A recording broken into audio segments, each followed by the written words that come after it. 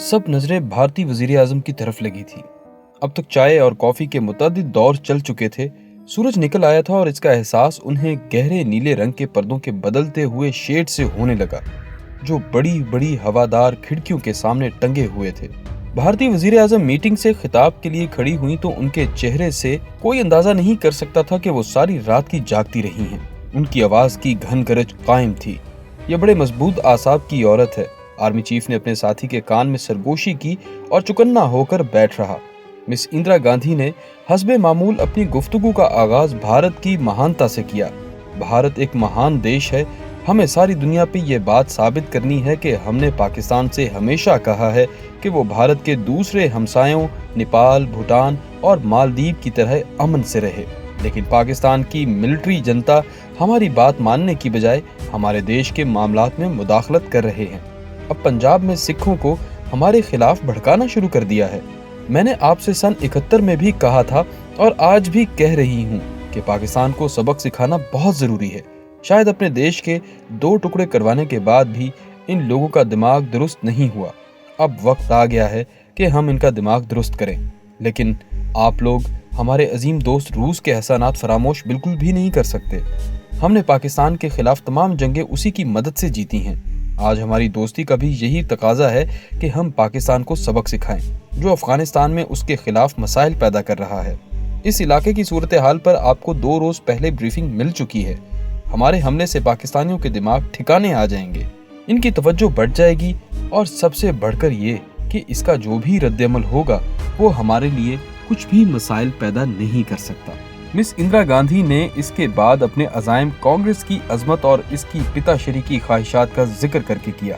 वो भारत को हिंदुस्तान की शक्ल में लौटता देखना चाहते हैं और अब पाकिस्तान को भारत में जम करके वो अपने पिताश्री नेहरू और महात्मा गांधी की आत्माओं को भी खुश कर सकते हैं। इस महफिल के हाजरीन में से सिवाय 2 शख्सियात के और कोई मिस इंदिरा गांधी के पागलपन का हिमायती नहीं था। ये दोनों कर्नल कुमार और रॉ का डायरेक्टर मिस्टर RN काउ थे। इन दोनों में से मिस इंदिरा गांधी की तरह इतिहास के पन्नों पर अपना नाम लिखवाने का बहुत शौक था। लेकिन ये दोनों भी भारतीय वजीर आजम की तरह ये बात नहीं जानते थे कि सियाचिन में मुदाखलत की उन्होंने क्या कीमत अदा करनी पड़ेगी। वो इस तबाही का अंदाजा नहीं लगा सकते थे जो भारतीय आर्मी चीफ का मुकद्दर बनने वाली थी। RN काउ समझता था कि जिस तरह उन्होंने सन 71 में मशरकी पाकिस्तान को बांग्लादेश बना दिया था, इसी तरह वो सियाचिन पर काबिज होने के बाद पेशकदमी करके शाहराह कराकरम तक पहुंच जाएंगे और पाकिस्तान को दुनिया की इस अजीम शाहराह पर काबिज होने के बाद चीन से काटकर अपना लोहा दुनिया से मनवा लेंगे, जिसके बाद अमेरिका या किसी और सुपर पावर को इस खित्ते में सिवाय भारत के और कुछ भी दिखाई नहीं देगा। इस खित्ते के सारे वसाइल उनकी दस्तरस में होंगे। जनूबी एशिया की सुपर पावर वो बन जाएंगे और सारी दुनिया में किसी को अगले 100 साल तक भारत की तरफ, अशोका की अजीम सल्तनत की तरफ आंख उठाकर देखने की हिम्मत भी नहीं होगी। All right general, go ahead. Miss Indira Gandhi ने आर्मी चीफ की तरफ देखा, जिसका दिल एक मर्तबा तो धक से रह गया, लेकिन दूसरे ही लम्हे वो फिर से संभल गया। Okay madam. उसने अपने दिली जज्बात का मामूली सा तासुर भी अपनी आवाज में पैदा नहीं होने दिया था। दोनों की तरफ से ओके के सिग्नल पर हाजरीन ने तालियां बजाईं ताकि अपने प्राइम मिनिस्टर को यकीन दिला सकें कि वो इस फैसले से बहुत खुश हैं। जेंटलमैन, नाश्ता करने के बाद आप जा सकते हैं। अगले 15 मिनट के बाद हम नाश्ता करेंगे, मिस इंदिरा गांधी ने उठते हुए कहा। और बड़ी तमकनत से, रौनत और मुजस्समे फिरौनियत भारतीय वजीर आजम जिस तरह नपे तुले कदमों से यहाँ आई थी, उसी तरह बगली दरवाजे से वापस लौट गई। उनके बाहर निकलते ही बोझल दिल और आंखों वाले आर्मी चीफ ने हाजरीन से नजरें मिलाए बगैर बाथरूम का रुख कर लिया।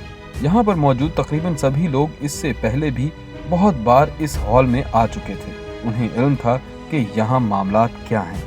जनरल चिम्बर को भारतीय वजीर आजम से मिले 15 रोज हो रहे थे और अभी तक बज़ाहिर उन्हें हेडक्वार्टर की तरफ से कोई खास हिदायत नहीं मिली थी। असूली तौर पर तो उसे मायूस हो जाना चाहिए था, लेकिन जनरल चिम्बर पूरी उम्मीद था। उसे इल्म था कि उसके मुल्क की वजीर आजम बहुत बड़ी मुहिम जू औरत है, जिसे तारीख के सिफात में अपना नाम लिखवाने का बहुत शौक था। जरूर वही कुछ कर गुजरेगी जिसका अंदाजा वो खुद भी नहीं लगा सकती। जनरल चिम्बर की भी यही कमजोरी थी। वो भी नेपोलियन बोनापार्ट और जनरल पैटिसन की तरह का जनरल मशहूर होना चाहता था। उस रोज जब उन्हें हेडक्वार्टर की तरफ से स्टैंड बाय सिग्नल मिला तो वो बेख्तियार उछल पड़ा। Colonel Kumar get ready. उसने अपने हम ख्याल कर्नल कुमार से कहा, जो चंद रोज पहले ही हेडक्वार्टर से वापस लौटा था और जिसने उस मीटिंग का कतन किसी तरह का कोई भी जिक्र जनरल चिंबर से नहीं किया। सर, दोनों एड़ियां बजाते हुए कर्नल कुमार ने कहा, कमाऊं रेजिमेंट और लद्दाख रेजिमेंट के दोनों बटालियन अगले 10 घंटों में यहाँ मौजूद हो चुकी थी। इन दोनों बटालियन में ज्यादा तादाद उन जवानों की थी जो एक अरसे से माउंटेन डिवीजन का हिस्सा रहे थे और नेफा में तैनात थे। गुज़श्ता 3 साल से इनमें से दर्जनों बारी बारी अंटार्कटिका जा चुके थे। इनमें से वो कमांडोज भी थे जो रूसी अफवाज के कमांडोज के साथ साइबेरिया के बर्फीले मैदानों में महीनों तरबियत हासिल कर चुके थे। ये सब भारतीय फौज के मायनाज कमांडोज शुमार होते थे, जिन्हें उनके अफसरान एक अरसे से उसी वक्त के लिए तैयार कर रहे थे और वो वक्त आ गया था। शायद ये ऑपरेशन कुछ वक्त के लिए मजीद टल जाता, लेकिन भारतीय इंटेलिजेंस की तरफ से आर्मी हेडक्वार्टर को मिलने वाली इस इंतहाई अहम रिपोर्ट ने भारतीय हाईकमान को चौकन्ना करके रख दिया, जिसके मुताबिक पाकिस्तानी अफवाज की 2 कंपनियां सल्तूरू रेंज पर कब्जा करने के लिए गिलगित में मौजूद हैं, जो जदीद हथियारों से मुसल्लह हैं और ये लोग सल्तूरू रेंज पर मजबूती से कदम जमाने के बाद दरअसल लद्दाख की तरफ एडवांस करेंगे और भारतीय मकबूजा कश्मीर में इस अहम महाज पर काबिज होकर मकबूजा कश्मीर पर कब्जे की राह हमवार करेंगे। ये रिपोर्ट कहाँ से आई थी? भारतीय फौज की हाई कमान को भी इसका जरिया बताने से इनकार कर दिया गया। उन्हें बहुत देर बाद समझ आई कि इस रिपोर्ट का माखिज रा का शैतानी जहन जिसकी तरफ से ये खदशा जाहिर किया गया था, ऐन मुमकिन है सियाचिन में मुदाखलत पर आर्मी चीफ को अपने हमकारों के मुकम्मल आशीर्वाद ना मिल सके और वो लोग बादल नखास्ता इस काम को करने पर रजामंद हों। जाहिर है कि इस तरह उन्हें बददिली से किए गए इस हमले के मुतवक्के नताइज ना मिल सकेंगे। इसीलिए इंतहाई कॉन्फिडेंशियल लेकिन जाली रिपोर्ट भारतीय फौज के हेडक्वार्टर को रवाना कर दी गई थी। इस रिपोर्ट की बुनियाद पर भारतीय आर्मी चीफ को अपने हमकारों को अपनी मर्जी से शामिल करने की आसानी मुयस्सर आ गई थी। भारत की नार्दर्न कमांड के हेड ऑफिस में अप्रैल की उस सुबह आर्मी हेडक्वार्टर की तरफ से पैगाम वसूल हुआ, ऑपरेशन मगूट शुरू करो। इसके साथ ही जीओसी लेफ्टिनेंट जनरल चिंबर, जो गुज़श्ता 1 हफ्ते से बड़े जोशो खरोश के साथ कर्नल कुमार की कमांड में कमाऊं रेजिमेंट और लद्दाख स्काउट्स की मुख्तलिफ पलटूनों का हमला रिहर्सल करते देखा करता था, कुछ देर के लिए गड़बड़ा गया।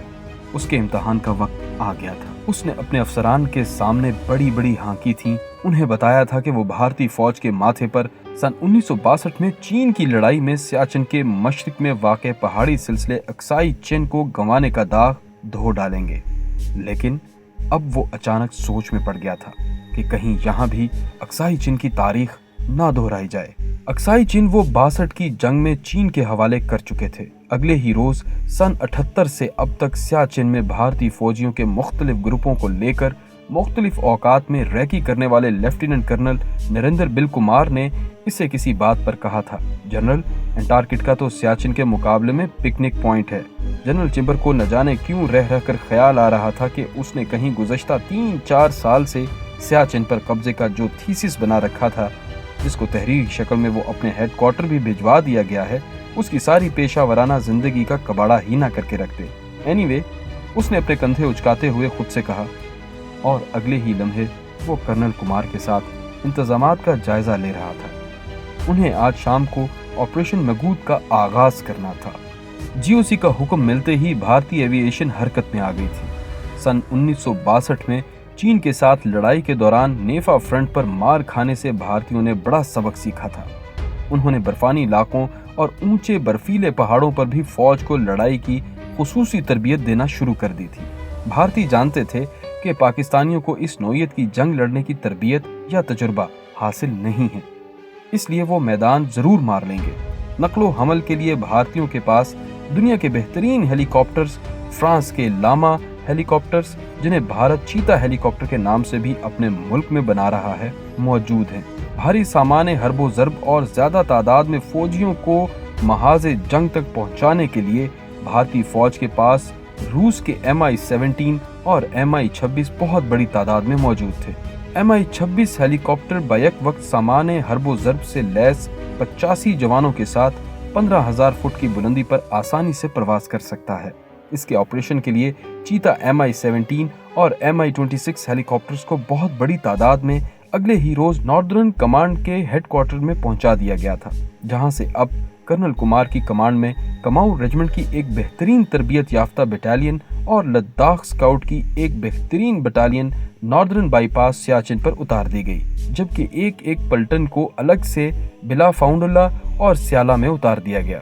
ये दोनों स्ट्रेटेजिक लिहाज से अहम तरीन दर्रे सल्तोरो रेंज पर सियाचिन के मगरिब में मौजूद हैं। इन दोनों दर्रों तक रसाई सियाचिन के सिर्फ मगरिबी सिमत से ही मुमकिन है। स्याला सतह समंदर से 18,300 फीट की बुलंदी पर वाक़ है और अब तक दमसम से बरास्ता कुंदूस ग्लेशियर तक पहुंचा जा सकता है। स्याला के दोनों पहलू 22,000 से 24,500 फुट की ऊंची चोटियों से ढके थे।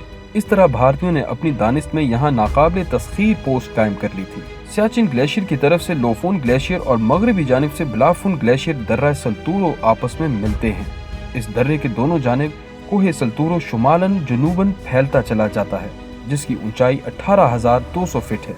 कुंदूस ग्लेशियर के मुकाबले में बिलाफुन ग्लेशियर की सतह ज्यादा दुश्वार गुजार है। इस दर्रे के शुमाल मगरिब में सल्तोरो किंगरी की ऊंचाई करीबन 25,500 फीट और छुमक चोटी 22,000 फीट से ज्यादा बुलंदी पर वाक़या है। दर्रे के जनूब मगरिब में बिलाफुन ग्लेशियर के धाने के नजदीक छुमक ग्लेशियर मशरक की जानिब सल्तोरो पहाड़ से जा मिलता है। इस दर्रे के मशरकी किनारे पर सल्तोरो पहाड़ी सिलसिले की 22,000 फीट से ज्यादा बुलंद ऊंची चोटी मौजूद है। ग्यांगला में इंतहाई मुश्किलात के पेश नजर भारतीयों ने इस तरफ आना मुनासिब नहीं समझा था, क्योंकि यहाँ से सियाचिन ग्लेशियर के जनूब मशरक धाने पर वाक़े जंग रुलमा नामी भारतीय फील्ड हेडक्वार्टर का फासला बमुश्किल 7 या 8 किलोमीटर था। भारतीय यहाँ से होने वाली किसी भी पेशकदमी को बाआसानी रोक सकते थे।